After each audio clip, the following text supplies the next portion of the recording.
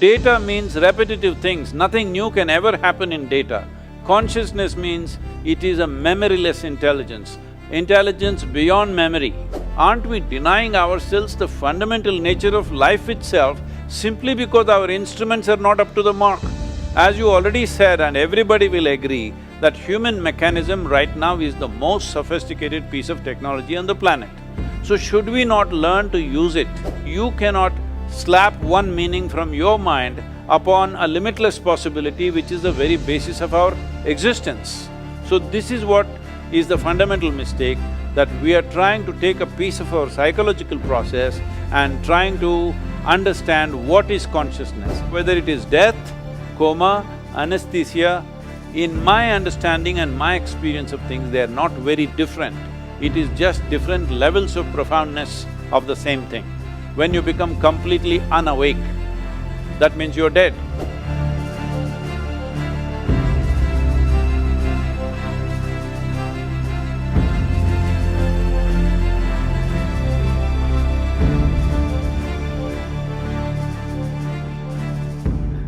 Good morning, vanakkam, namaskaram, namaste. My name is Bala Subramaniam, and here we are for a very exciting session with very interesting and also exciting personalities. So it'll be a great session, I think, and something close to my heart as well. And I want to introduce briefly about myself. I'm a neuroanesthesiologist. I work at Beth Israel Deaconess Medical Center, a Harvard teaching hospital, and I had my initial training in Puducherry, India. I did my MBBS in JIPMA, followed by anesthesiology at the All India Institute of Medical Sciences, New Delhi. Then I spent a year in UK doing critical care medicine. Then I came to Beth Israel Deaconess Medical Center. I trained at the School of Public Health. Currently, I'm also an associate professor of medicine and endo chair at the Harvard Medical School. It is my privilege to introduce Stephen Laureys, a Belgian neurologist. He is recognized worldwide as a leading clinician and researcher in the field of neurology of consciousness. Stephen was born in Leuven, Belgium, and is married to a psychologist. They have 5 beautiful children. While specializing in neurology, he did research in parallel in pharmaceutical pain, working on pain and stroke. He moved on to functional neuroimaging for more than 2 decades now. Stephen has a full MD PhD and is a full professor. He's a founding director of Jiga Consciousness and Coma Science Group at the University of Liège. He holds several international collaborative leadership positions, editorial and reviewing activities, multiple TV shows with CNN, ABC, BBC, radio shows, acted in a movie, TED speaker, and keynote and research lectures, including the ones, notably the Nobel Forum in Stockholm. His books include The Neurology of Consciousness, and notably is The Meditation is Good for Your Brain. And I think he has recently come out with something called No Nonsense Meditation book. It's a bestseller in Netherlands and Belgium. I find him as a very impressive personality who is in his quest for consciousness scientifically, and he also is a meditator. So it is my pleasure to introduce him. Stephen? Thank you so much, Bala, for this wonderful introduction. Too flattering. All right, Stephen, you want to say why you wanted the title to be Mind and Brain? Because that's what drives me. I think as a teenager, like many, I think asking these questions about what am I doing here in this universe, these big questions. And I'm so happy that I made my job out of that terribly difficult question about what is consciousness. And then to translate that knowledge into our clinical activities as a neurologist, and in particular trying to care better for the damaged brains. But actually, the more I learn about the brain and the mind, I think the more I'm just fascinating, and I look at it with marvel. And it's incredible how much actually we ignore about the mind and the brain. Right. So, Guru, are these one and the same? Mind and brain? Well, in the yogic sciences, we do not accord the kind of significance that modern physiology accords to the brain. We see brain just as body. It is just body, it is one more aspect of the body. But mind, or what we are referring to as mind, the English word mind is not specific, it's kind of too general. Normally, we identify four parts to what we now talking about as mind. The moment you use the English language, you kind of speaking, when it comes to anything internal, we are talking in more generalities, not specific. So if you want specifics, well, we identify something called as buddhi, which is the intellect, which I feel largely in modern societies, they are considering intellect as mind. Essentially, I'm not saying this with any prejudice because I'm talking in terms of where these things have evolved. The European culture has recognized intellect as mind. In the yogic sciences, we see intellect only as an instrument of survival, which functions on the basis of the limited data that we have gathered through our sensory perceptions. Intellect is quite a useless thing if you do not have data. If there is no data, intellect cannot function. So intellect is very much like why today your phone has an intellect of its own. Yes, it has data and it can use it. If it doesn't yet have, I don't know what… you're shaking your head, Stephen, I think you're using a bad phone.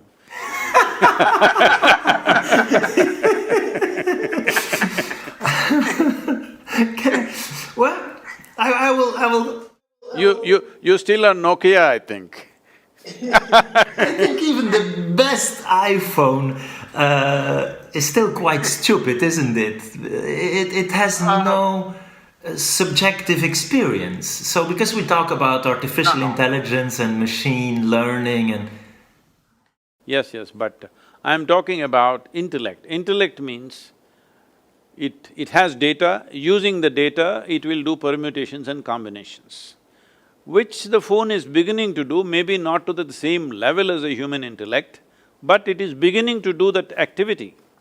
Even among human beings, not every human being is able to process the same amount of data and with the same complexity and sophistication. So, well, you have the brain of a monk, but you must also have a brain of a politician, and then you would know what I'm talking about. It's classified.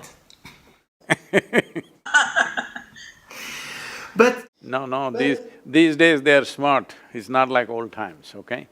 So, I'm saying this intellectual process is being generally spoken of as mind. That's not how we look at it. We see intellect is called buddhi, which is essentially functioning out of limited data that it has gathered. Largely conscious data. Sometimes it accesses data which is not very conscious, but largely it functions only out of conscious data. You will see if somebody is having little trouble remembering something, suddenly intellect goes helpless for a period of time. I can't remember this means there is nothing I can do about it. Though unconsciously that memory is still there, just because you are not able to retrieve it, intellect feels helpless for that little bit of time. So this is called as buddhi. The next dimension of intelligence, or I'm using the word intelligence instead of mind so that there is a distinction in language. The next dimension of intelligence is referred to as ahankara.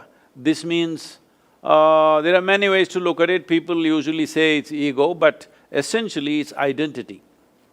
Because the way you are identified, that is the way your intellect will function. Now if you say, I belong to this nation, your intellect will function just to protect that identity. If you say, I belong to this religion or race or caste or creed or gender, whatever, Accordingly, your intellect functions, because intellect is essentially guided, it is a survival process. If you identify with something, intellect will consciously, constantly go around that, trying to protect that identity. So, in the yogic system, we consider the ahankara or the identity that you take on far more important than the nature of the intellect itself, because intellect is a slave of the identity that you have taken.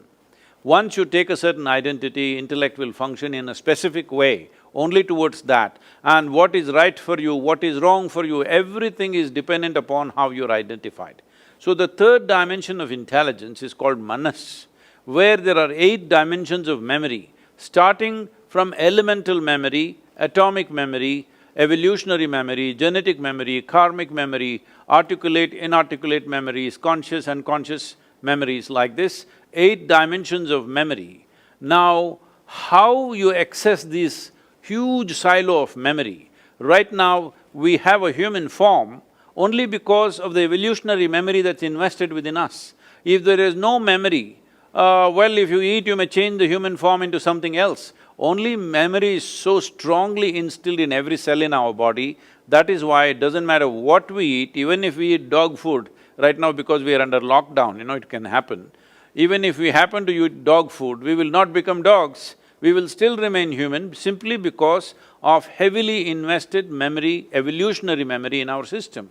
Similarly, genetics, it doesn't matter, you eat Indian food, you won't become like me, I eat European food, I won't become like you, because there is a genetic memory which clearly is established. Like this, there is karmic memory and other aspects of memory. But how you access this vast amount of memory simply depends upon how you're identified. In which way are you identified? How strong your identity is, accordingly you access this memory. Though this data is there, this data is processed based on your identity.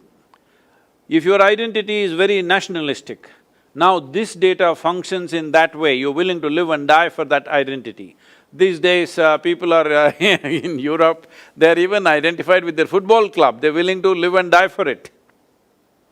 So it may look ridiculous for somebody else, but football club is more than a nation for someone else, it's more than a religion, it's more than a race or whatever else which anyway people are willing to live and die for. So essentially, the identity, if it is consciously established, then there is a bigger possibility. So in yoga, always we are trying to establish a cosmic identity, because if you establish a limitless identity, your ability to access this vast amount of memory which is there in every cell in our body is greatly enhanced, and that is how a human being suddenly seems like way above what everybody else is functioning. So one human being functions way above that because his ability to access this enormous amount of memory which is recorded the whole evolutionary process on this planet. The very development of life on this planet is living within us, but can you access it or not is the only question. So, a very limitless, at least we cannot see the limits. To that extent you take the identity, you take the identity with the world or with the universe or the cosmos or whatever you think is the biggest thing out here. So, the next dimension of intelligence is called chitta. Chitta means it is an intelligence which is unsullied by memory, there is no memory at all. This is just pure intelligence, this is the basis of creation, that today if we eat a fruit, this becomes a human being within us in a few hours, simply because the fundamental intelligence of the creation itself is functioning within us and it is free of all memory, there is no memory in it. No memory means it is limitless. Memory is a boundary that we have set. Now, this is in my memory means this is my boundary, that is not in my memory means that is not in my boundary. So a dimension of intelligence which is free of memory means it is a limitless possibility. So in the yogic sciences, the mischievous expression of this is, if you access your chitta or this dimension of intelligence which is free of memory, this we say, God will become your slave. Thank you, Sadhguru. You any follow-up? Yeah, thank you for that. You refer to the yogic sciences. And so how, because in science we always want to verify and actually find ways to prove us wrong. So, I'm this hard-nosed scientist and trying to confront everything I think to understand. Hard nose is not a good thing during the COVID time, huh? It's not a good thing to have a hard nose. But so this,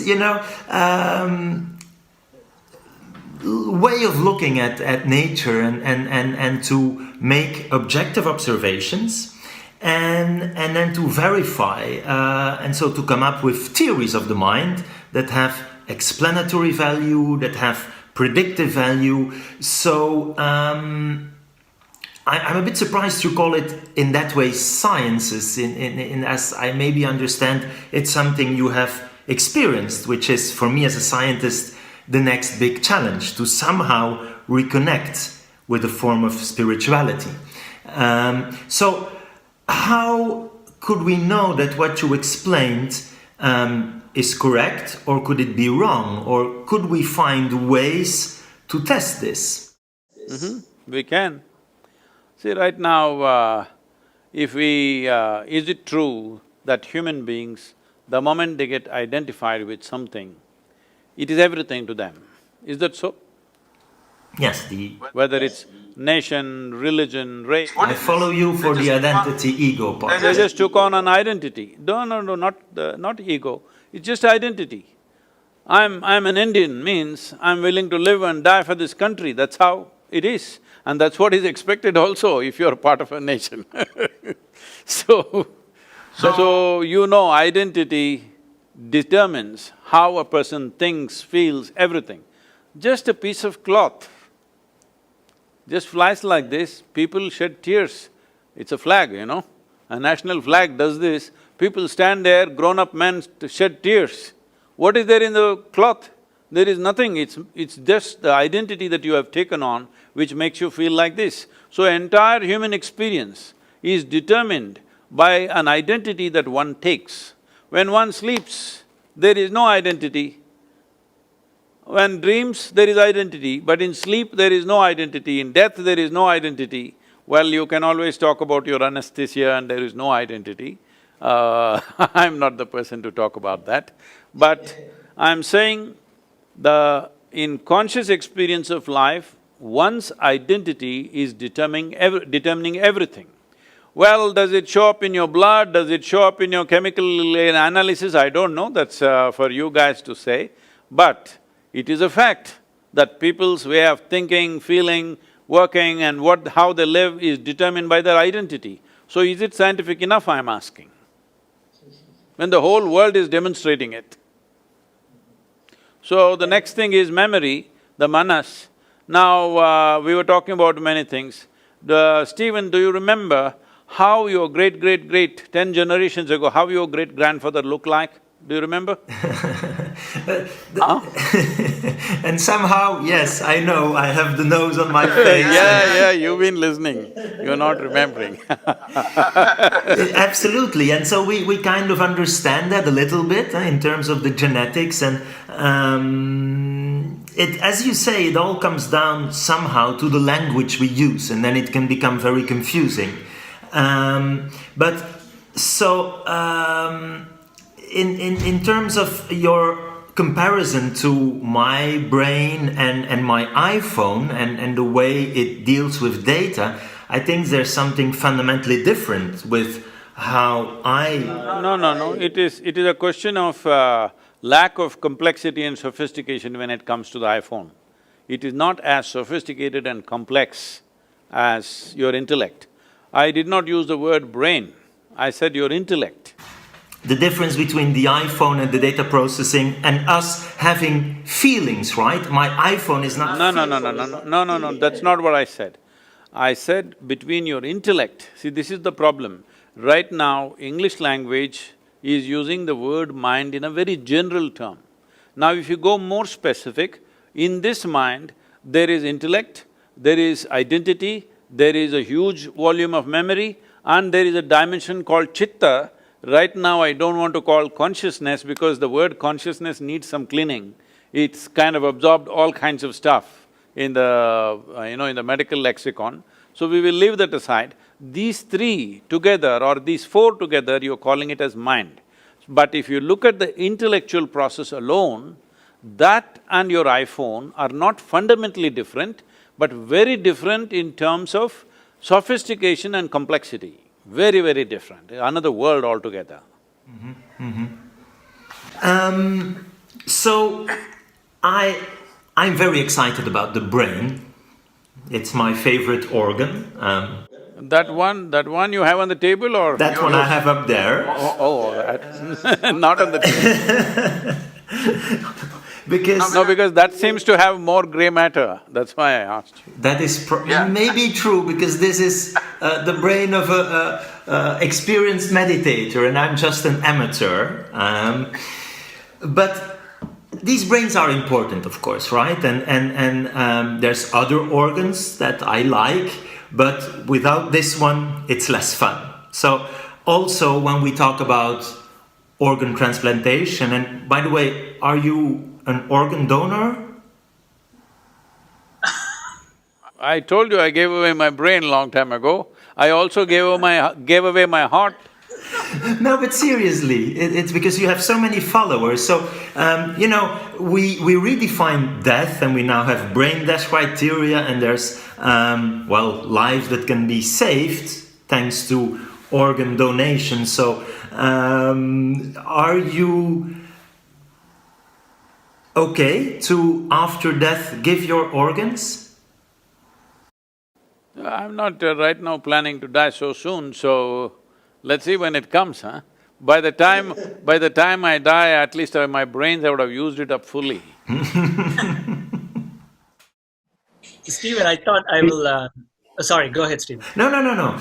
So I think that the example of transplantation is of course interesting in a sense that it shows kind of the importance of the brain, right? Because you can replace nearly every organ, and we can now indeed even replace the heart, and it would still fundamentally not change the way you think and feel and perceive emotions. But of course, for the brain, it's different. So there is something special about this organ, and there we shouldn't be too arrogant when it comes to the big question of consciousness and explaining thoughts and perception and emotions. We just have a terribly hard time to go from something material, that is this brain, and to this very first-person subjective experience. So there, for you, I understand that the brain is not the whole story, right? If I'm correct, and that there's… I generally think through my whole body, really. And that is true. That is why I can do 2 dozen things at the same time and don't feel any stress, because I use every cell in my body. Okay. Because what you're referring to as intelligence, essentially, in most people's experience, I'm not somebody who's propounding this, but in most people's experience, a certain combination of memory and intelligence is what they're calling as mind, isn't it? Yes, it's difficult because we're talking about definitions, but yes. So, tell me, in every cell in your body, there's much more memory than it's there in your brain. And the number of complex functions that every cell in your body is functioning, you can never figure it out in your brain. The amount of chemical reactions that are happening across, not necessarily managed by your brain, it's happening of its own nature. So, when they're able to do so much, there is an intelligence. So in yoga, we don't say mind is here or there. We say there is a mental body. As there is a physical body, there is a mental body. There is a whole scape of memory and intelligence spread across the system. But now I believe, we've always given a lot of significance to this, but I understand now these days doctors are saying there is quite a bit of brain in the stomach. Am I right? Yes. What do they call this, Bala? What do they call that? I heard that… The second brain, some call it, and so indeed we have a lot of these nerve cells in our gut. Yet if I have to choose between losing those or those nerve cells, I think I rather have the brain. And I think again we can transplant your gut and it wouldn't really fundamentally change who and what you are. Sure about the transplantation. Sorry? I'm not so sure about the gut transplantation. It's not so widely done. No, of course, but I agree. Brain, there is no transplantation. you anesthetize them. You can change the activity of that autonomous system, and the impact would be very different, right? Than whether you change the activity of those brain cells. So, I think we all agree that the brain is something important, right? And No question about that. There's no question about whether brain is important or not. But brain is important and it's functional only because of the connectivity to the rest of the body with the neurological system. Suppose you cut something in your spine, then the brain cannot function by itself and it's meaningless what it does, only because it's connected. So how yoga sees brain is not as an organ per se, it is part of the neurological system. It's like one big knot where more is happening in one place than the rest of the places. But it doesn't mean it is not happening in the rest of the place. So that's why I said, I think through my body. This is why even if you're doing 24 things at the same time, you don't have any level of stress because it is like, if you're just thinking just here, what it means is, you bought a car with 4 wheels, but you drive it on one wheel all the time. Obviously, one will wear out very quickly and there's too much stress. Every time people have to do something, simple things, if they have to decide what clothes to wear, where to go, what to do, they get so stressed on a daily basis because they're using just one dimension of their intelligence, not exercising other dimensions of their intelligence. And that you can train through yoga is… Oh, definitely, yes. And I'm, as I said, struggling to understand consciousness, and again, we shouldn't be too arrogant. It's to me one of the big mysteries for science to solve, right? With this objective scientific method. Some would even say it's impossible, and we will never be able, with our limited mind, to understand the mind. But I'm naively optimistic. But it is true that,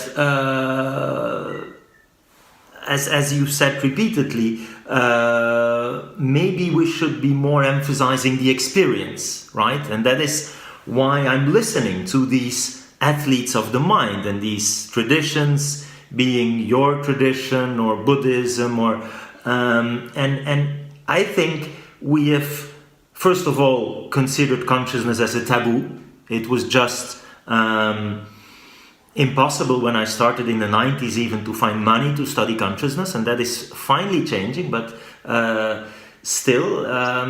And next, maybe now we're too excited because we have these machines, functional MRI, and we can, 3D print brains and look at how parts of the brain light up and so on and so forth. But maybe we ignore a little bit too much the phenomenology. So when I have these Buddhist monks in my machine and they talk about these different levels of consciousness, and you just mentioned something like pure consciousness or intelligence, for me it's very, very difficult because I never had that experience, right?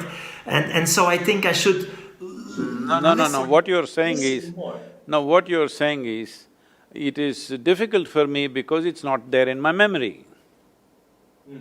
That's exactly what I said. If something is not in your memory, your intellect is helpless about that aspect of life.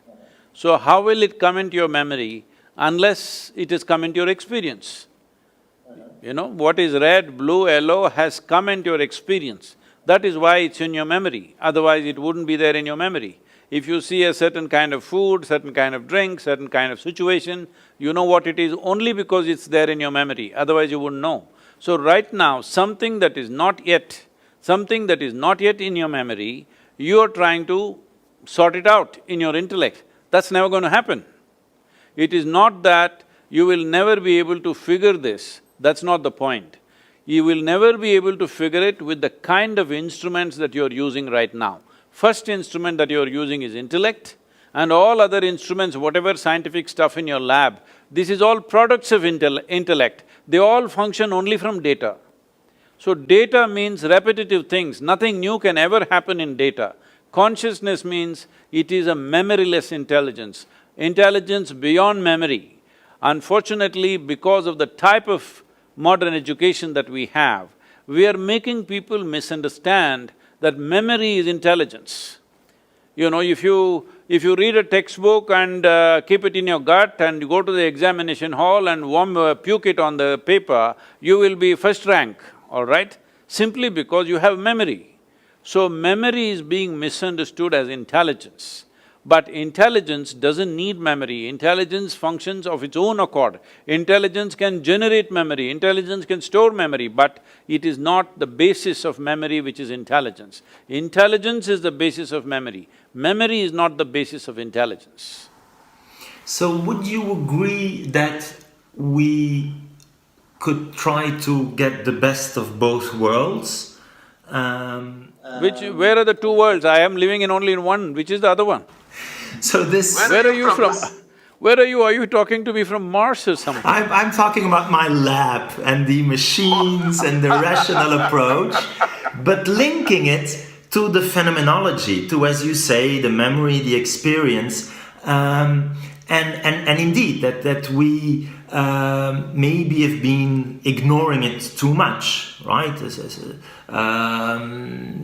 See, in your lab, Stephen, in your lab, is there any instrument which is finer than the human mechanism that you are? No. Then why are you using crude instruments instead of using the finest instrument that you have? I'm trying to combine them. Why? Because… so what you're saying is… No, there's nothing no because. The only reason is, we have all gone through an education system which doesn't trust the finest instrument on the planet. So, I wanted to ask this question because I face this a lot, Stephen, especially when I talk to neurologists and my own friends and colleagues. Because they don't experience this, they doubt it. They doubt whether this actually exists, right? The consciousness or the intelligence part that Sadhguru is talking about. The science is all about reproducibility and repeatability, showing that again and again. Well, human beings are repeating themselves for generations. Isn't that good enough? And I'm coming to that straight because they want to see that as a traditional data form, but because we don't have any instruments as of now to say that or show that or given us a PowerPoint presentation, but there are millions of people who are experiencing this and are talking about the same thing. Why don't we trust that in scientific world? Because the first question I face is, oh, there's no data, what you're talking is all nonsense. So again, you are very open to it, that's why I'm asking you this question. Why do we go with this so-called definition of science that, keeps on saying it's not seen outside, I can't demonstrate, but we can put ourselves into that state and experience it. There's a lot of people who are talking about it, so I'm not sure why we don't account for it. And I think you're right, we should listen more to… and I think if we want, as neurologists, you anesthesiologist or the psychiatrist, or so we need to link back to that subjective experience, whatever you call it. Now, I think, and that's what I try to say to combine the best of both worlds and approaches, that if we only go with experience, well, maybe we could be limited or maybe plain wrong. No, not with one person's experience. If it is repeated in 10,000 people, is it good enough?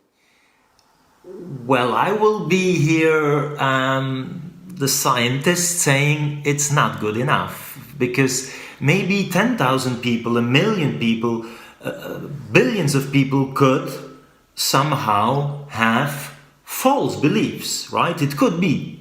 And there were… No, we're not talking about belief, unconnected people. See, for belief you need flock. Unconnected people, you can check 100 people who are not connected with each other. If we put a certain input, if the same thing is happening in all the 100 different people, is that not repeatable proof? Yes. Right now, is there any scientific evidence that you're alive? It's… the definition of life is actually still challenging for us, right? I think it's this, what is matter, how does it organize in life, and then to consciousness is the big questions. So I'm following you in this importance of what these, whatever the number is, people are experiencing, and that we really should be carefully listening to that. And sometimes I feel when talking to people like you who have… Can I say something, Stephen? I'm not saying you should listen to me. It is not necessary to listen to me, because if you listen to me, it's just hearsay. I'm saying something. It may be a bloody lie, who knows, all right? I'm not asking you to go by my word. I am just saying, if you do certain thing and those results happen to you, then that is true, isn't it? You don't have to believe what I say. I'm saying all of us, we are here, how are we here? The basic thing is our parents have given us what they have given us and we became that, and now we gather our own thing in our own experiences and make it much more complex. This is how we are living. So, what is the proof of this? Living is a substantial proof, because it's there. It's been repeated for million generations, so it can't be questioned.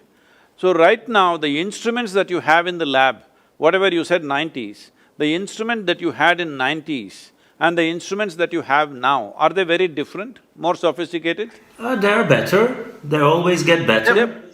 They're always getting better. So even today what you're using, definitely not good enough instruments, maybe in another 20 years they'll get much better. So I'm saying, aren't we denying ourselves the fundamental nature of life itself simply because our instruments are not up to the mark? As you already said, and everybody will agree, that human mechanism right now is the most sophisticated piece of technology on the planet. So should we not learn to use it beyond our thought, beyond our emotion, beyond our identities, beyond our prejudices? If you learn to use it, then this will clearly tell us what is what, because this is the most competent machine that's out here. Yes, and yet I'm trying to imagine a world where we would all be Sadhgurus, right? Imagine… You're talking about a very competitive world for me. It's your word. So, I chose at one point in my life not to become neither a priest or a guru or a philosopher, but a scientist, and then to use that as a medical doctor. And I'm still happy with that choice, because I do think, and I believe you will agree, that the scientific knowledge and the technology and modern medicine has really incredibly improved our quality of life and our life expectancy, and that's very important to appreciate. So I am very happy that there are these scientists and that we have the technological advances, but at the same time I think we should try to find some and reconnect to the spirituality or the pure experience, as you say. Would you agree with that, that it's this kind of balance? See, it is like this, if you take a motorcycle mechanic, he's very good with the motorcycles, let's say. But now you ask him to fix a computer, well, he can use his screwdriver and open the cover. Beyond that, he doesn't know a thing about it, all right? This is just like this. Objective sciences are like this. It is always 1 + 1 is 2. That's the only way objectivity can work. You cannot say 1 + 1 is 11 also, forget about a million. all right? You cannot say that because this is the nature of objectivity. And our objectivity is coming from our intellectual process. Intellectual process, as again I said already, it's coming from memory. So memory cannot be fudged. If you fudge the memory, it's a mess. I remember this is one and this is one. And now I put these two things together and say this is two. Now this has a memory basis. If I fudge this, then my intellect becomes useless, all right? So intellect is handling one aspect of our life, which essentially we call it as self-preservation. For our self-preservation, our intellect is vital. Without it, we cannot function. Right now, all the things that you said, it has improved our life expectancy, it enhanced our life in so many ways. No, it has not enhanced the quality of our life at all. It has only enhanced the comfort and convenience levels in the world and definitely life expectancy. All this is definitely self-preservation, isn't it? It's survival process. So when it comes to self-preservation, our intellect is vital. Without this one functioning, you cannot survive in this world. All the five senses are functioning, they are feeding the data into your intellect and from there you're using it. How efficiently you use it will determine how efficiently you survive. So your life expectancy enhanced means your efficiency of survival has increased, that's all it is. So you are more healthy than what people were in the past, I don't think so, but suppose we are, it simply means your survival process is little more efficient. So, leaving the survival process, now you're talking about consciousness. Consciousness means, see the English word consciousness is very loosely used. If you say somebody is in anesthesia, if they come back, you say, oh, he's come back to his consciousness. No, he's conscious because there are no alternate words, we use the same words. Language is a different aspect. Language is also a product of our intellect. So it can only talk in opposites. Without polarities, there is no language. Without polarities, your intellect cannot function. But when you talk about consciousness, you are not talking about two polarities. There is no A consciousness and B consciousness. There is no positive consciousness and negative consciousness, there's just one. So, what doesn't have a polarity cannot be dissected with your intellect. Intellect is a sharp instrument, it can only dissect, it cannot absorb something. See, if you are using your intellect upon something, if you ask any human being, do you want your intellect sharp or blunt? They will say, I want it sharp. Why? Because it's a cutting instrument. If your cutting instrument, if your knife is not sharp, what is the use of such a knife? So now you want to stitch your clothes, but you try to stitch that also with your knife, then all you have is tatters. That is showing almost everybody is wearing tatters around the world today. You see everybody's pants are torn. I don't know, you are… I'm not seeing the whole of you. That's very good. If you are blue denims, it'll be torn. So, you're using your intellect to handle a subjective dimension of life. That's never going to happen. Simply because you're using a telescope to look at the virus, it's not going to work. Okay. So Stephen, while you're here thinking about it, I thought I'll bring in a relevant point because you have remarked in some of your lectures that we made a historical mistake by calling consciousness as a binary term, right? Yes or no. And then with your experiments and also your attempts to recover patients in coma, with the instruments that you've had, now you've recorded at least 4 or 5 distinct states of consciousness, or wakefulness, you want to call that. The Sadhguru is saying consciousness is one. There is no polarity to it. So how do you reconcile these? So again, the term comes back to consciousness term, just call it wakefulness or whatever. You are in all these guideline committees. You're like the president of many of these committees. Can we even change that as just wakefulness and leave it there? Because you're so… Thank you for that question, Bala. We are definitely struggling, and I think we have no definition of consciousness that we all agree upon. What we try to work on are somehow practical measures that, well, you and I as clinicians, when we say the patient is unconscious, what do we mean, what is the language we speak, and we will there reduce this complexity to, first of all, wakefulness, the first dimension, and that's what you see and what we all experience when we fall asleep. When you make them fall asleep during anesthesia, they somehow seem to lose awareness of their environment and then their self.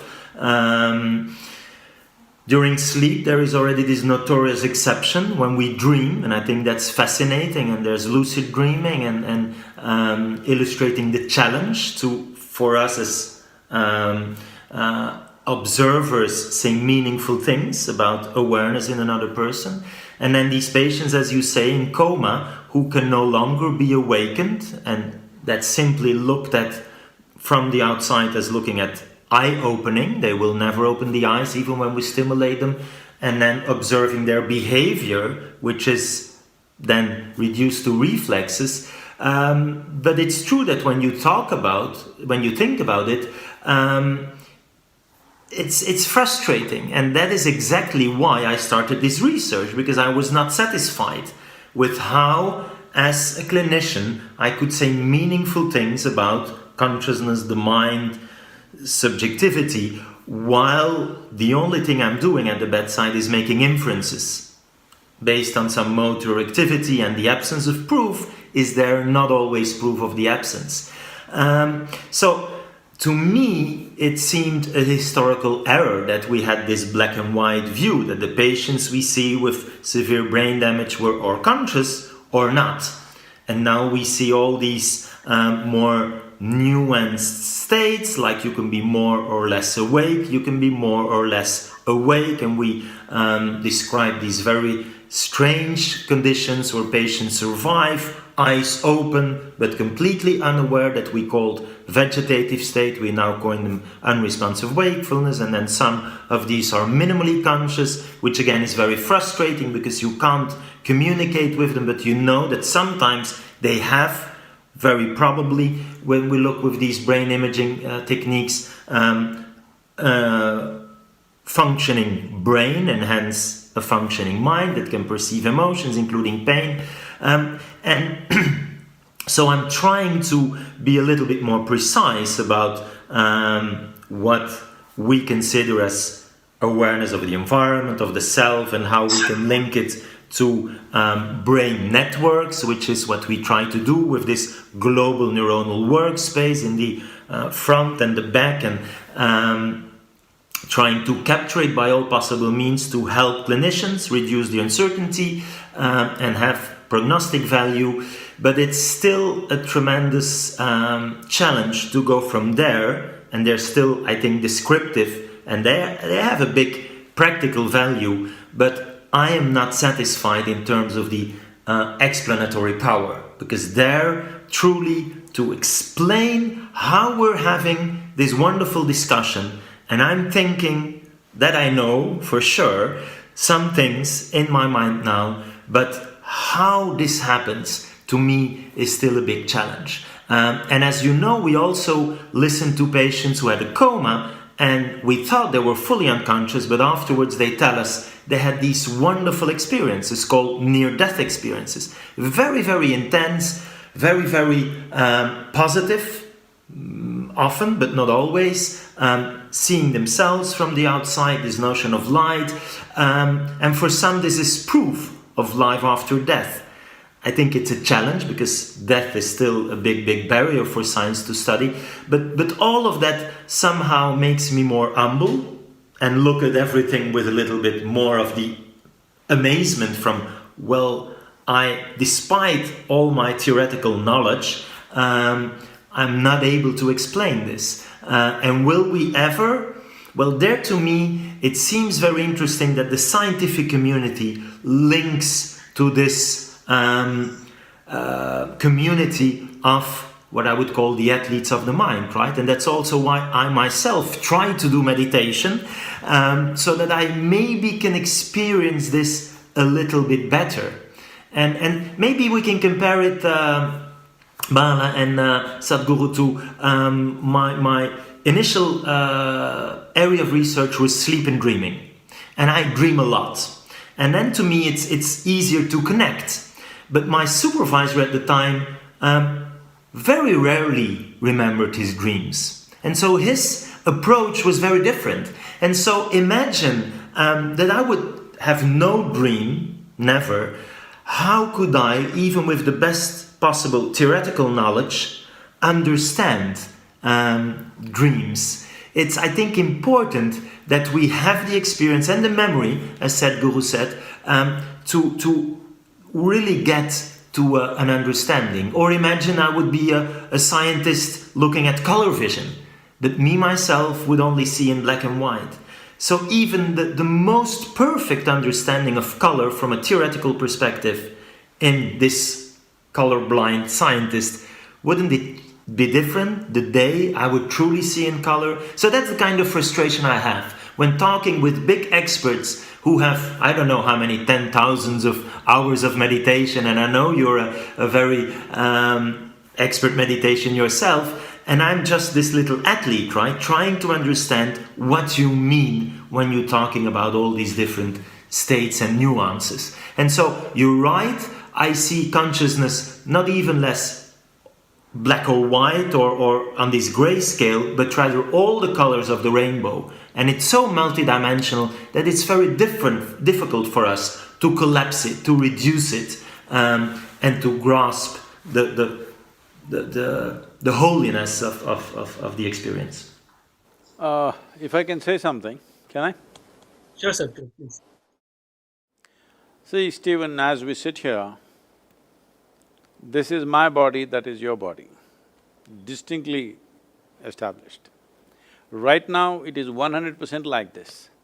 I don't know what you're drinking, I can't see, but whatever you're drinking, what's in the cup is not you. The moment you drink it, after some time it becomes you. This is happening right now. So, though what you think is your body and what I think is my body is just a piece of this planet, right now it is distinctly clear, this is my body, that is your body, 100%. This is my mind and that is your mind, these are my emotions and those are your emotions, these are my experiences, those are your experiences. But there is no such thing as my consciousness and your consciousness. This is a living consciousness. We blew our own bubble. I'm sure you have that little wonderful boy who came on the screen, I'm sure he's blowing soap bubbles at you sometime. So, if you blow a soap bubble, this is my bubble, that's your bubble. Poop, it went. Then there is no such thing as my bubble and your bubble, there is no such thing as my air and your air. Consciousness is just like this. Right now you have blown your bubble, I have blown my bubble. This is me, that is you. But when this goes poop, there is no such thing as my consciousness and your consciousness. It is just that we are holding a certain amount of, if you want to call it as consciousness, I would prefer to call it as life, because the word consciousness, as you are speaking, I'm seeing that even last time when we spoke to all Bala's friends, what I see is wakefulness and consciousness, there is no clear distinction in medical terminology. See, everything that you do with your anesthesia has nothing to do with consciousness. It has something to do with body and various functions of the body. You're shutting down certain aspects of the bodily functions. One of them is transmission of pain, which is the main interest when somebody is going to surgery. You don't want to stop their heart, you don't want to stop their brain, you would like to see the transmission of pain stops. Whatever is being cut, whatever damage or fixing is happening, whatever parts of the body may be being removed, what is not vital may be being pulled out, all that is happening. Only transmission of pain is not happening. This has got nothing to do with losing consciousness and gaining consciousness, there's no such thing. So we're using the word wakefulness and consciousness in a little different way. And not only that, especially not just in medical terminology, generally in English language, there is no distinction between somebody is unconscious and he became conscious and consciousness as a larger possibility. So, my body, my intelligence, my mind, my memory, your memory, my experiences, your experience, all different. But there is no such thing as my consciousness and your consciousness. It is just that it is only the human creature on this planet who has the neurological capability and sophistication of mechanism that if they allow it, they can access this dimension of consciousness. No other creature is really capable of accessing it. This doesn't mean there is no consciousness in them. Without that, the life process wouldn't happen. There is consciousness even where there is no body, all right? Only thing is, you need a certain sophisticated instrument to access that, which is the human mechanism. This is why we consider being human is a great privilege, because you have access to dimensions beyond your physical boundaries. That is the fundamental significance of being human. So, let us not misunderstand the instrument and what we see. If you take a telescope and see, you saw another galaxy, but the galaxy is not produced by the telescope. The galaxy is there. The telescope only gave you an access. Similarly, your body, your brain, whatever, I don't want to identify different things, from your hair to your toes, everything is body as far as I'm concerned, including your brain. It is just another dimension of the body. So this body, if we keep it in a certain way, if we do not contaminate it with too many ideas, philosophies, identities, if you keep it in a certain level of openness, this will become an access point to what we are referring to as consciousness or the basis of the life that we are, in a way.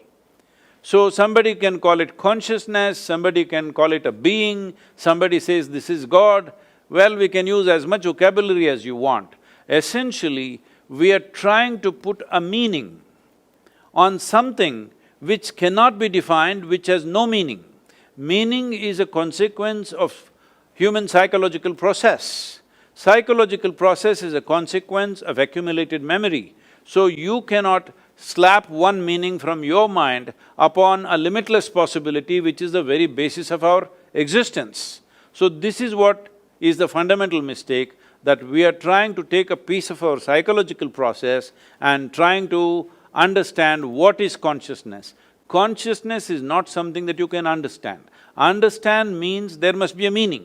There is no meaning to it, there is no meaning to the existence. It's just a tremendous phenomena, but you can experience it.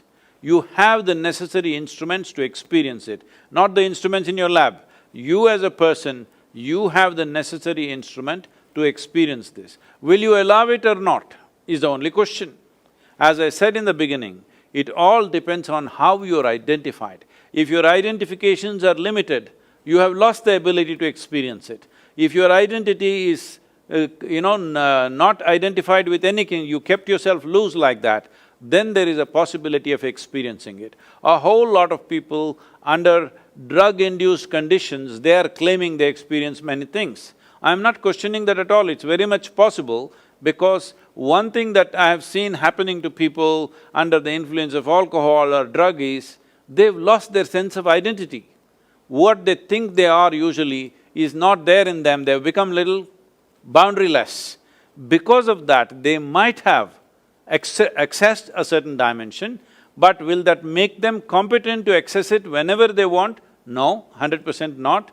In fact, they may lose their faculties because they forced it upon, chemically forced something to happen, so that may damage the instrument for good and you may not be able to experience anything beyond a certain point.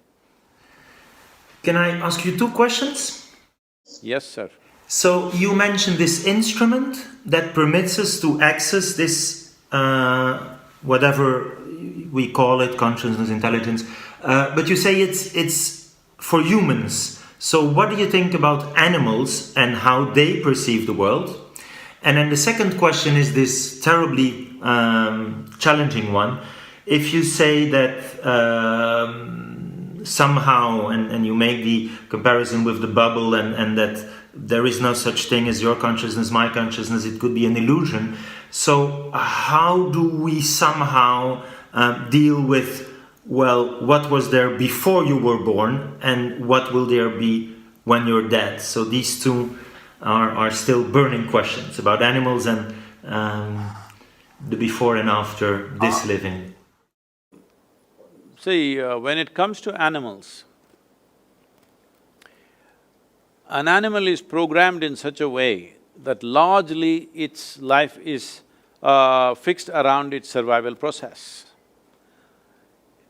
Let's say, for any creature for that matter, their stomach is full, their life is settled, they just sit there happily. But that's not the nature of the human being. Stomach is empty, only one problem, stomach is full, 100 problems. This is the nature of the human being. Because survival is not the end game for us. Only when survival is taken care of, what is human kicks in. Till then, we are also just one more creature. When we are absolutely hungry and survival is in question, we are like any other creature. Human beings fight like any other creatures when survival is in question. Only when those things are taken care of, other dimensions of being human become a possibility. So survival is not the end game for us, it is the beginning for us. It is the A of life. But for all other creatures, survival is the end game for us. But even among them, certain creatures are far more capable of accessing or at least being sensitive. I wouldn't say accessing, they're little more sensitive to consciousness. Wherever there is consciousness, certain creatures behave in a certain way.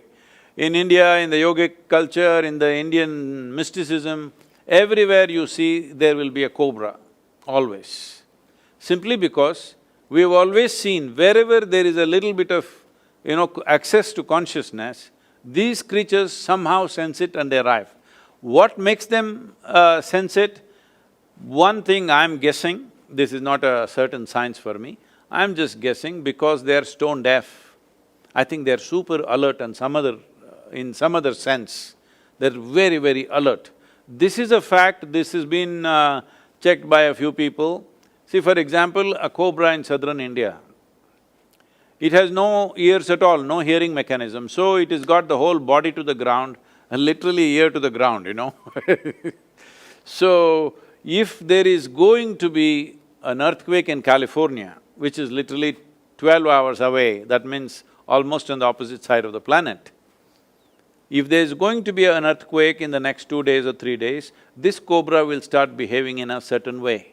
If you observe it carefully, if you have mastered that observation sufficiently, you can clearly tell that there is going to be an earthquake in approximately this kind of latitude. There are people who can do that. By simply observing the serpent, how it behaves, they say, there is going to be this kind of movement in some part of the planet. So, because any littlest, even the minutest vibrations in the planet, it is able to sense. So, because of this, it has a certain awareness or rather sensitivity to certain vibrations. Probably when somebody accesses what we are referring to as consciousness, the other vibrations which are normally everybody's throwing out on a day-to-day basis, their physical stuff, their psychological stuff, probably that becomes minimal. Lack of that reverberation is something that a cobra senses. If you become very meditative, well, it won't happen in Belgium because there are no cobras there, but if you are in India, if you become very meditative, you sit in a forest and become meditative, cobras will gather in front of you. They will come and sit there as if they're waiting for you. This is my personal experience any number of times, and this will be vouched for by any number of yogis in the tradition always, because they're able to sense that lack of vibration in the person. When the vibrations become very minimal or very fine, somehow they're drawn to that.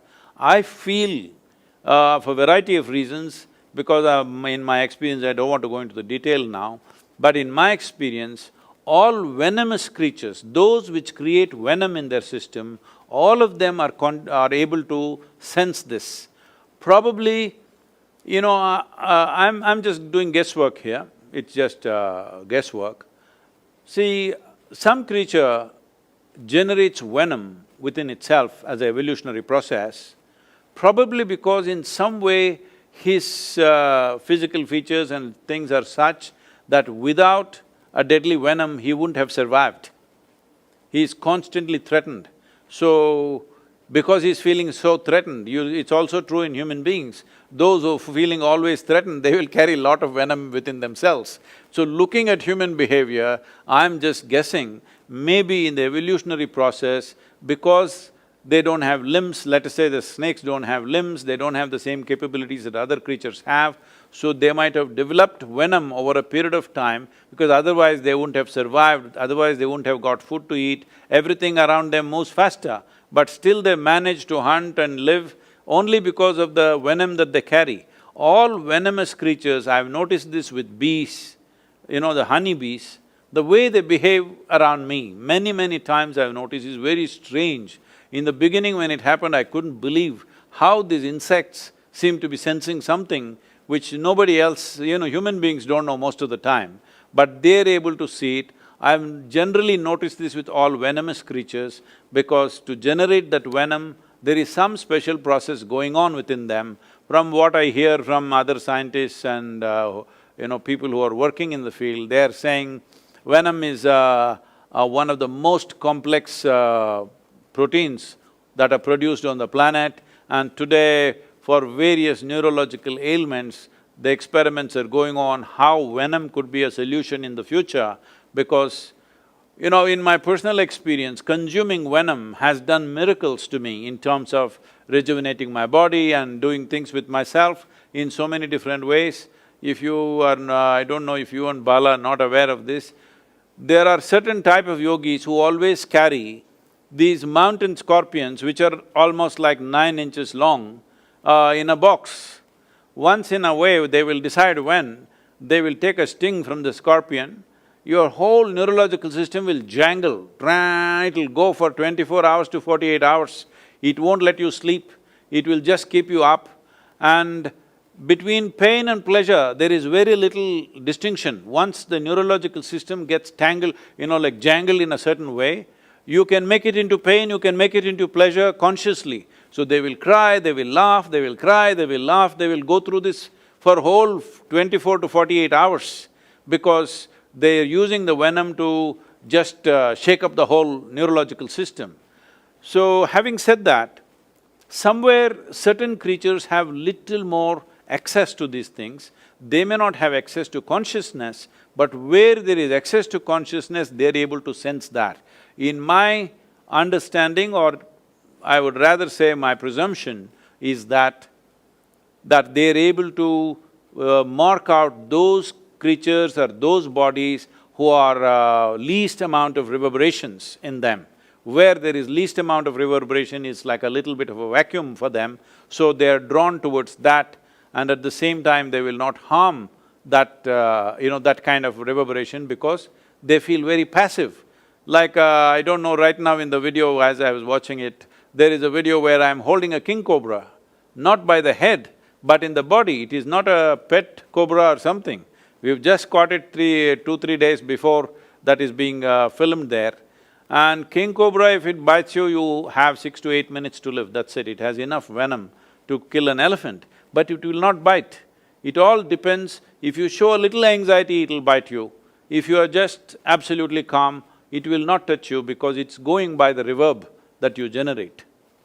So, having said that, this consciousness as a dimension, let's call it a dimension, let's not call it as an experience of wakefulness and sleep, different levels of wakefulness. Well, even when you're awake, not everybody is awake to the same extent, isn't it? Suppose you're teaching in a university, right? Do you find all the students awake at to the same level? When I teach, yes, hyper-vigilant. He actually uses that analogy in his lectures. What? He goes to a lecture and he uses that analogy where he picks his participants in a lecture and he analyzes and tells them, you're not this much awake and you're this much awake and alert to then his own So, no two human beings are awake to the same extent. So this whole dimension, if we change the terminology a little bit, probably it will fall into a little better place of understanding, maybe not entirely, but little better. That is, right now when we talk about anesthesia or even coma for that matter, they may be very similar, I don't know medically how you differentiate between the two. Essentially, bodily functions have dropped step by step. In one person, a certain number of functions might have dropped, in another person it might have dropped further. And I would take it further, even what you call as death is just further drop in the bodily functions. So whether it is death, coma, anesthesia, in my understanding and my experience of things, they are not very different. It is just different levels of profoundness of the same thing. When you become completely unawake, that means you're dead. You're little bit awake means you're in coma. You're little more awake means you're under the influence of anesthesia. Little more awake means you just had a drink. In your experience, but you have not yet died. Let's not go into that now. We'll go into it some other day because are you in Brussels? Yes, close to Brussels. Okay, so unless you serve me French fries, I'm not going to talk all those things to you right now. I will offer you French fries and Belgian chocolate. Well, about when you said before being born and after the death process has happened, see, death is a social thing. It is not existentially right to say death, because a certain life, like we were talking about bubbles as an analogy, let's continue that bubble. So right now you've blown that big bubble. This bubble has a material, the soap. Depending upon the soap quality, the tenacity of the bubble and how long it lasts is determined by the type of soap and the quality of soap and whatever. So this soap or this structure for this is what we are traditionally referring to as karma. What karma means is accumulated memory which is giving us a shape and a form. So as long as this karmic memory is there, it will contain this life inside. So right now, let's say you were born as this big bubble, but this time around you really made some efforts and made this into this big bubble, possible. So suppose now, let me not take you as an example, let's say I die, okay? It's easy for me to die So if I die right now, well, I leave the body here because the body is just what we have collected from this planet, it has to go back. It's just a material that you picked up to walk through this planet, to do activity in this planet, but the life that you are is still contained in your karmic bubble. Life itself is not yours. That we are referring to as consciousness or life is not yours, it is always there, but you have captured this much. Depending upon how much life you capture, see, it is not just about the data, it's not about the intelligence. Depending upon how much life you capture, accordingly the significance of your life will be determined by that. When I say significance, you as a life, not socially significant, not significant in the world, that is just a consequence. In certain times, people may recognize that significance, in another time they may not recognize. If you came here 1,000 years ago and you say, I'm a neurologist, they'll just dismiss you, can you wield a sword or not? That's all they would ask you in Brussels, all right? If you cannot, you're out. So I'm saying today in 21st century, you being a neurologist is important because there is a situation, it's a consequence of time. So let's not take that activity as the basis. But the profoundness of your experience is determined by how much life you have captured, how significant you feel when you sit here, not in the context of society, not with reference to somebody else, not comparing myself to somebody and saying I'm bigger than somebody, but when you simply sit here, this is why closing eyes is so important. When you close your eyes, you've shut off the world. When you sit here, what is the significance of your existence? This is determined by how much life you capture. So the entire yogic system or one important dimension of yogic system is to see how I capture more life into this one, so that if I sit here, this is a very significant life. Whether others will understand this significance, whether this significance will find expression in the world or not, these are subject to variety of outside realities. But in your experience, you are phenomenally significant because you captured such an immense possibility of life.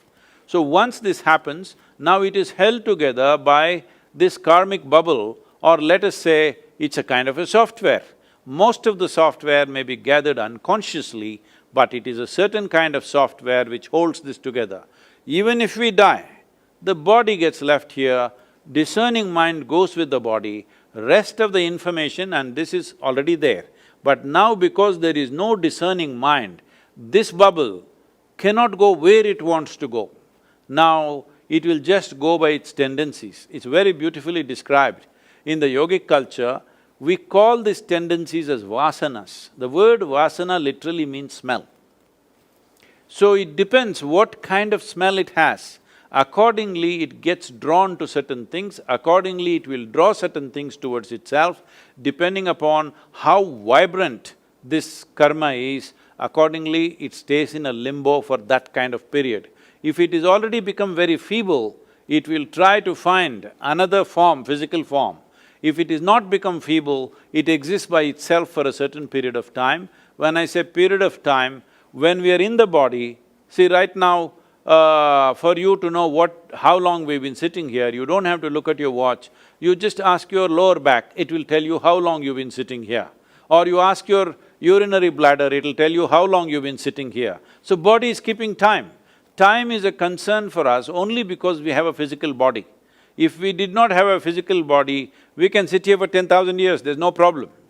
So once you don't have a physical body, the time-space experience is not the same, but still the experience of being pleasant or unpleasant is still there. There's a whole dimension to this. I think Bala, you must send Stephen the death book. I just published a book on death, it's been an 8-year work and it's just come out, and I'll ask Bala to send it to you, or we can send it from UK probably. Thank you. Stephen, so couple of questions to Sadhguru, right? So what determines… I hope I have not said something very unscientific that keeps you… Oh, yes you did, oh, yes you did. That was the idea. That's why I'm here. That was the idea. What determines how much life you capture, Sadhguru? One thing is, you must have enough software, that means you must have enough karma. So most of the time, people are trying to avoid karma. When I say avoid karma, people are trying to minimize their imprints in life in so many ways as to what they take in. Suppose, let's say I don't like you, Bala, that's not a fact, I'm just telling you as an example. Suppose I really don't like you, I just can't stand you. So what will I do? I will avoid you. This means what? I'm trying to avoid some nasty impressions that may come upon me if I meet you. Now you're avoiding karmic material. So this is why in yoga we say, somebody comes and says, I don't like this person, then I put those two people in the same department, so that every day they build some karma and learn to transcend that. This is not a social process. There is an internal process to this, that you're taking in imprints, but not reacting to it. Because your experience becomes beautiful or nasty depending upon how you react to it. So first and most fundamental training that you need to go through is, you learn to respond, not react. Reaction is instinctive. Reaction is based on past memory and conclusions that we have made. Response is happening out of your conscious response right now. So you learn to respond, not react. Once you learn to respond and not react, you will take a tremendous amount of material because you have no hesitation about anything for that matter. Once you have so much karmic substance, now you can blow a big bubble. You need good soap to make a big bubble, not air. There's no dearth for air, there's a whole bubble of atmosphere out here. But what you need is a certain tenacious soap which will blow a big bubble for you. Otherwise, if you have no, I don't want to name any brand, some brand came to my mind. If you have a bad soap, only this big bubble will come. If you try to make this, it'll go put. So if you want to blow a big bubble, what is needed is not air, because air is anyway there. At least in the context of who we are, it is a limitless amount of air. It is not really limitless, but still it is limitless from the context of our lungs at least, it's quite limitless. So there is limitless amount of air, there is limitless amount of life and consciousness in the universe, but the question is, do you have the necessary quality soap to blow it big and hold it? So, you don't avoid anything when when something outside of you does not determine the nature of your experience, that is when you're willing to take on everything. When something outside of you makes you either happy or unhappy, you will try to choose only those things which give you pleasant experiences. Those things which give you unpleasant experiences, you will try to shun. So if you really look at in the world, most people, if you look at people's experiences in the world, most people can't stand almost the entire humanity. Their neighbor means must stop there only. Friend means still here, but he must stop here. If he crosses this line, there will be trouble. Well, a spouse means here. If they cross that, there will be trouble. A child means here, but if he crosses that, that also will be trouble. I'm saying for everybody there is a boundary. If they cross that boundary, there is trouble. So in a way, if you really look at it, actually nobody is 100% okay with anybody. So this is the fundamental thing we need to change. People are trying to teach this in roundabout ways. They're saying you must love everybody, you tried, it doesn't work. People say you must be compassionate, be this, be that. All you're trying to do is that you are not in a state of reaction, but you will consciously respond. Or in other words, you want to make your experience of life so pleasant within yourself, no matter who comes, how nasty they are, it will not cause nasty experiences within you. Once you have this insurance that somebody else and something else, either a person or a situation, cannot soar the experience of who you are, only then you're truly open to every kind of experience. Now you have a super soap. You can blow a very big bubble.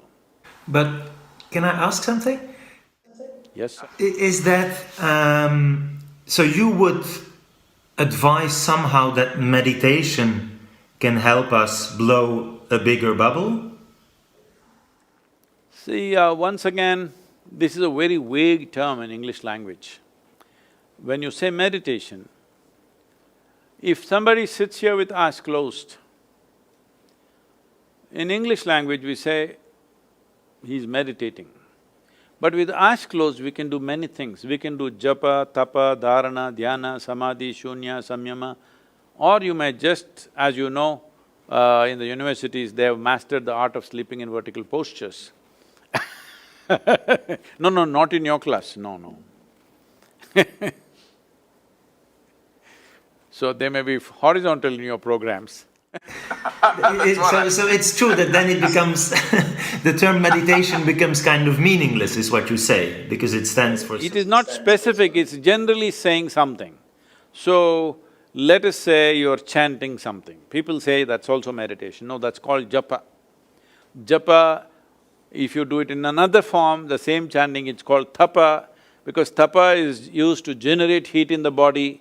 What you were talking about Tibetan monks, most of them are doing tapa because they're using it in a certain way to generate heat in the system, because if you generate a certain kind of prana or life energy in a certain form which is called as samat prana, if you generate that, body generates enormous amount of heat.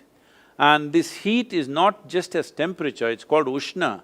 It activates a certain level of perception, it makes you very healthy, it will allow you to live with very minimal amount of food and water. All these capabilities will come because your samat prana or samana prana is high. That is what generally they are trying to do, they are trying to do tapa. So that is… you want to call that meditation? No, it is tapa. If you do the same thing with a different tilt to it, it becomes japa. If you do dharana, that means you're focused on something, you're concentrating on something, that's called dharana. So if there is you and there is something else, an object, and you're very well focused and you and the object are connected, that means it is dharana. So you were so focused, one of you disappeared, either you disappeared or the object of focus disappeared. It is either just the object or just you, it is merged into one in your experience. Then we call this dhyana. Suppose both disappeared, the observer and that which is observed both disappeared and there's an explosion of energy, this we called as dhyana. Samadhi is called something else and… that is called samadhi.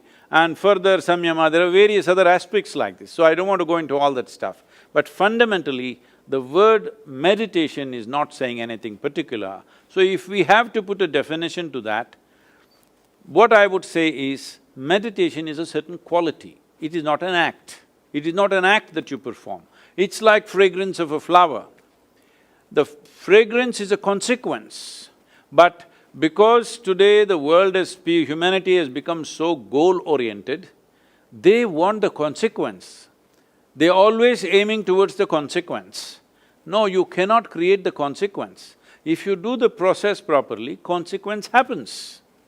Right now, we have eaten well, we are breathing and everything is fine, so life is happening. In a way, our experience of life is a consequence.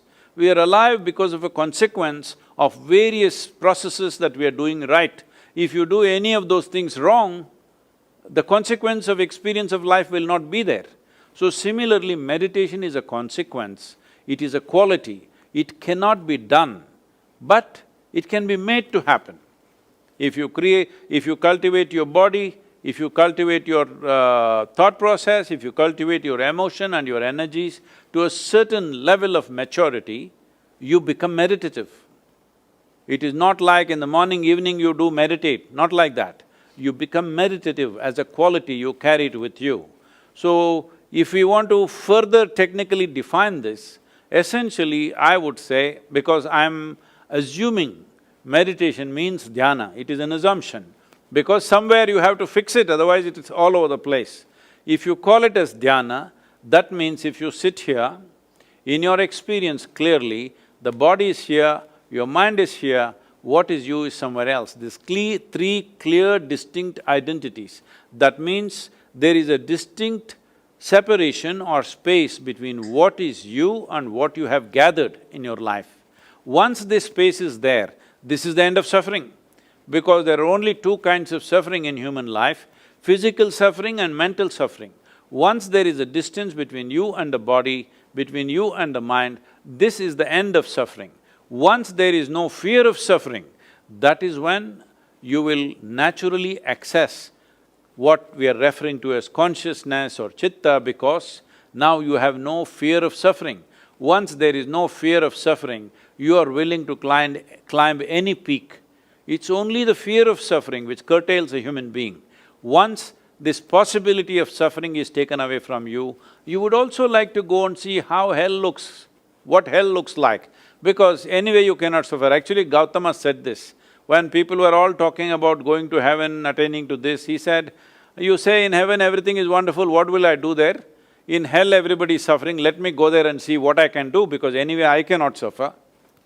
So once there is no fear of suffering, you walk full stride in your life. Otherwise, no matter how adventurous people think they are only half a step all the time, because the fear of suffering is always lurking in their minds. And Sadhguru, do you think that the patients I see in my consultation who are suffering, they have migraine, headaches, anxiety, depression, that they could benefit from meditation, and as now is very popular in Western countries, this mindfulness techniques? They're already suffering because their minds are too full. They need to come to some sense of abandon, you know. So, each person may be in different level of development, it's not like a general prescription I can make, but becoming meditative, will it help? Absolutely. But can you make them meditative in a clinic? I doubt that, because you can't suddenly make them meditative. Some people may be ready for it and it may happen. But can you make everybody meditative? A doctor can make somebody meditative with just a few instructions? No, because it will need a certain amount of induction. They have all the ingredients for it to happen, but still it doesn't happen because there's no induction. So there needs to be some charge for them to, get into that place. Somebody may be ready for japa, somebody may be ready for tapa, somebody may be ready for dhyana, dharana. This is an evaluation that has to be made for each individual. If suppose I met somebody, they are 20 years of age, I may teach them something. The same person, he practiced for 3-4 years, he was feeling great and then he gave it up for whatever reasons. Now at 40 years of age, he comes Now I will teach him something totally different because he's not the same person anymore. He may think he is the same person, but he is not the same person anymore because everything has changed. His perception, his experiences, his accumulations, everything have changed. So accordingly, one has to do this. This is always been the traditional significance of having a live guru so that he will mix the right cocktail for you, otherwise there's no punch. Thank you. I will go do my yoga. Don't tell me now.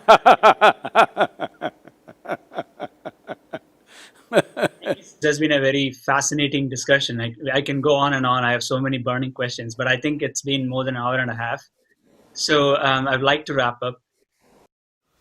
At least one thing I'd like to see you, Stephen, do is at least bring into discussion about using the term wakefulness as a way of different levels of wakefulness in your practice and in neurology world, and then leave consciousness out completely. And that way, probably you can explain so many things in your lab and what you're finding and how you have been successful in restoring some of the comatose patients back to their normal lives. So thank you so much for doing your work and also being open to explore this aspect with Sadhguru and us. It's just, there's so much more. He's an ocean by himself. As your lab machines improve, one day you may be able to raise the dead, huh? Because it's just another level of wakefulness and sleep. Like my favorite philosopher says, James Bond, never say never.